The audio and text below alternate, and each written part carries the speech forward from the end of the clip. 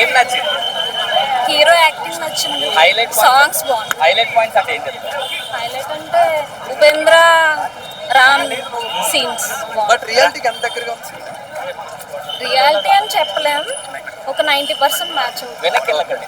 So దీనికి ఉపేంద్ర గారు correct అని అనిపించింది. అంటే చాలా మంది ముందు వేరే స్టార్స్ తో ఎవరితో తీయచ్చు కదా అని అన్నారు కదా.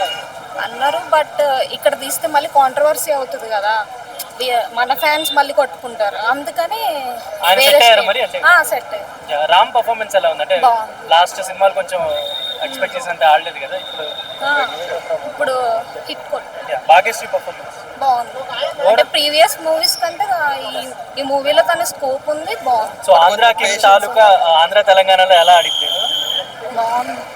పేషెన్స్ ఉండాలి అంటారు సినిమా చూడాలి, పేషెన్స్ గా ఉండాలి సినిమా మొత్తం చూడాలి అంటారు. అంటే కొంచెం టైం టేకింగ్ సినిమాలా ఉంది కదా, అలా ఏం లేదా? అలా ఏం లేదు. రామ్కి కంబ్యాక్ కమ్బ్యాక్.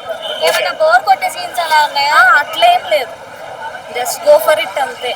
నేను ఆంధ్ర నుంచి జస్ట్ అసలు ఎలా ఉందో చూద్దాం. మూవీలో హైలైట్స్ ఏంటంటే plus points or highlights? Songs బాగున్నాయి. సాంగ్స్ కోసమని మళ్ళీ వెళ్ళొచ్చు. ర్యాపో కంబ్యాక్ అంటారా?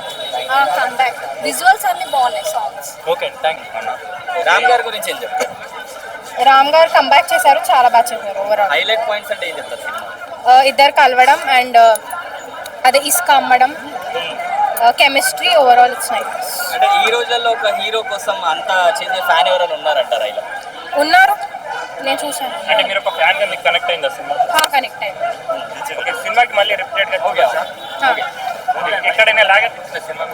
లాగ్ ఆఫ్టర్ ఇంటర్వెల్ అనిపించింది కొంచెం. So overall it's fine. Ram గారు ఎలా ఉన్నారు స్క్రీన్ పైన చూడడానికి? చాలా బాగున్నారు, కంబ్యాక్ చేశారు. హీరోయిన్ ఎలా